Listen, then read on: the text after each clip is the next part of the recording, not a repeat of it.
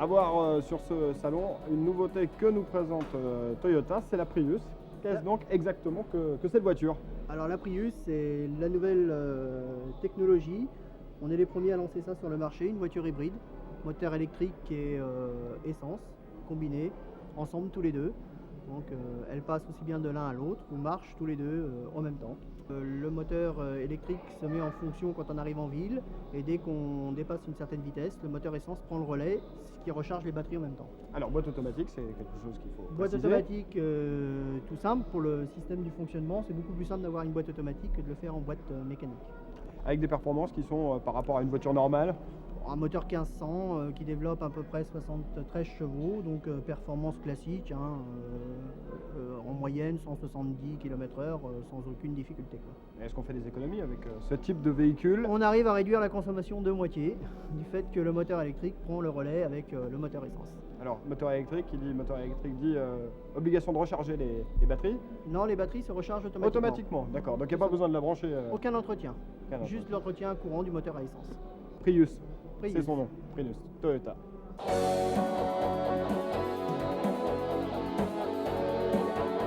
Voici la voiture la plus récente de la gamme Opel, puisqu'elle est sortie juste début octobre. Effectivement, et nous avons donc sur ce nouveau modèle Opel Astra, qui est la voiture la plus économique du marché aujourd'hui, puisqu'elle ne consomme que 3,5 litres au 100 en cycle extra-urbain. Grâce à une nouvelle motorisation, 1,7 litre turbo diesel, 16 soupapes, une nouvelle gestion du moteur qui permet donc d'effectuer cette économie de carburant. C'est donc une Astra Eco 4, elle porte le nom finalement de ses performances. Elle porte le nom exactement de ses performances puisque c'est une Astra Eco 4, alors économique tant par ses performances au niveau du carburant que par ses performances au niveau du prix. C'est une voiture finalement qui existait, une motorisation qui existait déjà, qui a été améliorée. Effectivement, l'Astra existe depuis maintenant 3 ans, cette motorisation existait déjà, mais on a voulu encore l'améliorer, on a gardé la même puissance moteur et on a fait une économie de carburant.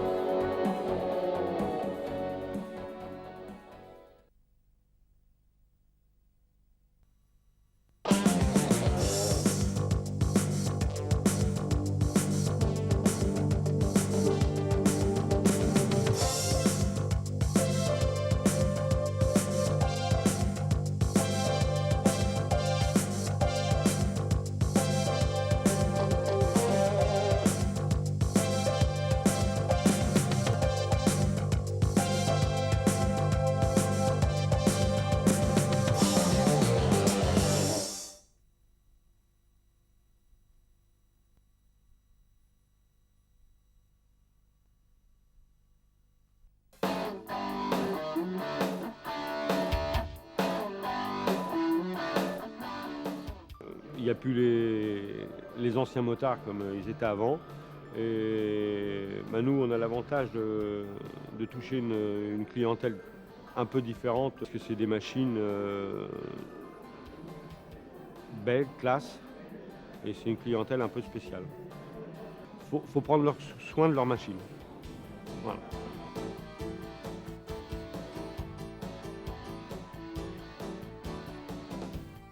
Fait que nous, on a une évolution parce que les gens recherchent des motos de caractère, des motos qui ne passent pas inaperçues, des motos qui ont un mythe, puisque ce sont des Harley-Davidson, donc ce ne sont pas des motos. Parce qu'il y a des personnes qui ont la cinquantaine, qui reprennent le goût de la moto par le biais de la 125 et ensuite passent le permis pour s'acheter la moto de leur rêve.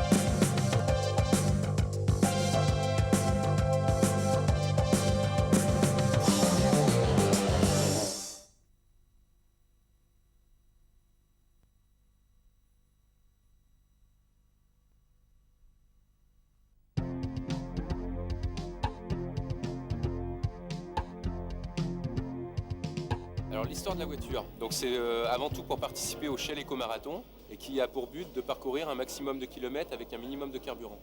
Donc ce véhicule que vous voyez ici a été conçu par une trentaine d'élèves, dont 10 se sont vraiment investis énormément à raison de plusieurs centaines d'heures durant l'année. Et c'est donc le fruit de 8 mois de travail, donc c'est un véhicule de compétition.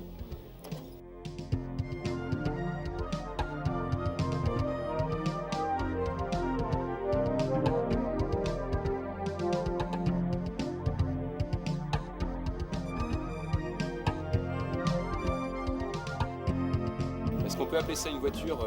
Oui, dans le sens où il y a un moteur typique gasoil, donc diesel, de 232 cm3. Donc la cylindrée est assez faible, mais c'est normal, elle est en rapport avec la taille du véhicule. Mais c'est quand même un véhicule diesel, tout ce qui est de plus classique. Et donc cette année, avec ce véhicule, toujours, nous pensons dépasser les 1000 km avec 1 litre de gasoil.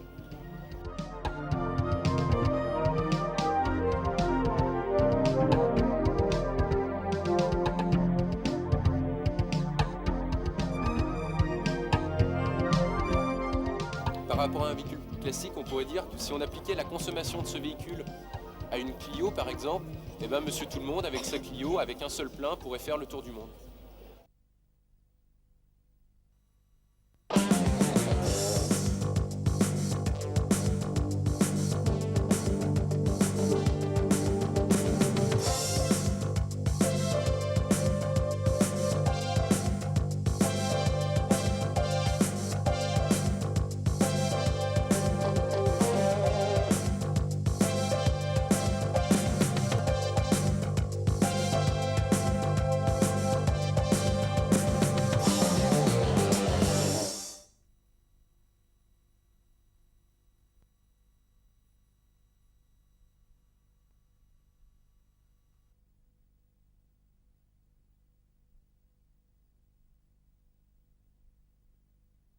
Le Pax System, c'est un ensemble pneu-roue qui a une conception particulière au niveau déjà de l'accrochage du pneu sur la roue. Au gonflage, et plus encore au roulage, le caoutchouc contenu dans la boucle de l'armature vient s'écraser entre la tringle et la jante. Plus on tire, plus ça tient.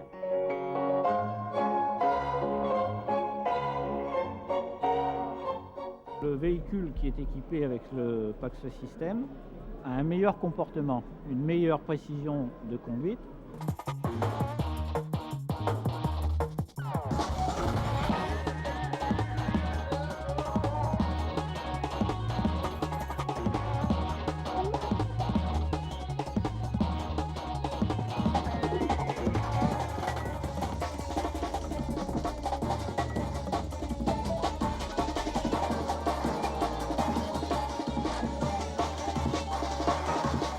La deuxième chose importante, il y a à l'intérieur du pneu, au niveau de la jante, un bandeau en élastomère qui fait que lorsque vous crevez, à 0 g d'air, vous n'avez plus du tout d'air dans le pneu, vous pouvez faire 200 km à 80 km/h en sécurité. Ça va vous faire pas mal d'avantages. Ça va permettre au constructeur de supprimer sa roue de secours, donc gain de poids, gain de place. D'autre part, comme le comportement de ce pneu est meilleur, on va pouvoir adopter des dimensions différentes entre l'avant et l'arrière du véhicule. Donc le constructeur va pouvoir aussi modifier l'esthétique de ses véhicules. Il peut loger, comme le diamètre de la jante augmente, il peut loger des disques de frein plus grands, donc améliorer aussi la sécurité.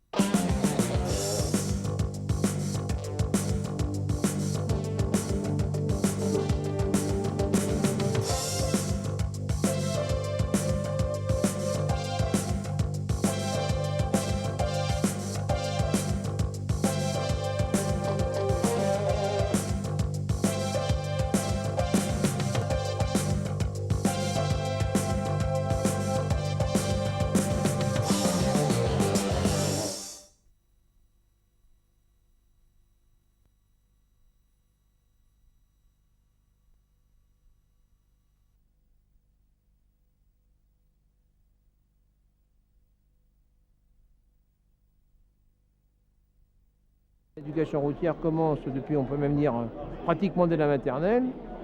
Et jusqu'au poste permis, on a des personnes âgées.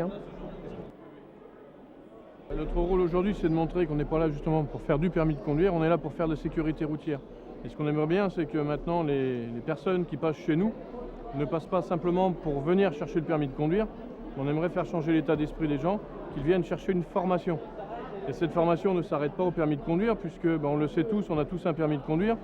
Et quand on demande aux gens de passer simplement faire une série de tests, eh bien on se rend compte que la plupart fuient en disant « oui, mais de toute façon, je ne saurais pas répondre ». Et on aimerait bien que tous les conducteurs reviennent chez nous. Donc ce qu'on veut, c'est que les gens soient formés et que l'éducation routière parte du plus jeune âge jusqu'au plus âgé, et quel que soit le type de véhicule que l'on pilote. Comme exercice, on va mettre en place le freinage d'urgence, parce qu'on se rend compte que quand il y a une urgence, le réflexe que l'on a, c'est de taper sur la pédale de frein.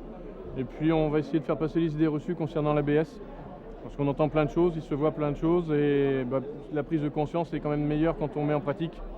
Et sans rouler à des vitesses excessives, on peut prendre conscience de certaines choses. L'Ampère a un partenariat avec une compagnie d'assurance, où on fait déjà systématiquement ça pour des jeunes qui viennent de s'inscrire, qui viennent de signer un contrat avec cette compagnie d'assurance. Et c'est vrai que si vous venez chez nous, à ce moment-là, on pourra mettre en place une formation, ce qu'on appelle donc la formation post-permis. Et là, il y aura de la théorie, de la pratique également, puisqu'on se rend compte que la théorie c'est bien, mais la mise en pratique c'est pas mal non plus.